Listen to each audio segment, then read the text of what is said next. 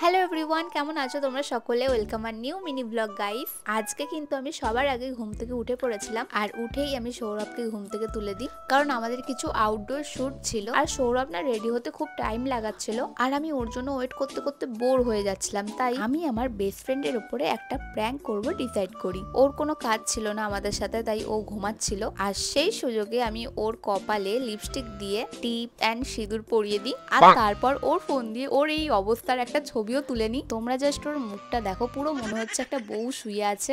আমার তো ওকে এই অবস্থায় দেখে বিশাল হাসি পাচ্ছিল। তারপরেও আমি ওর পাশে গিয়ে শুয়ে পড়ি একটা সুন্দর ছবি তুলবো বলে, বাট কিছুতেই একটা ভালো করে ছবি তুলতে পারছিলাম না দুজনের একসাথে।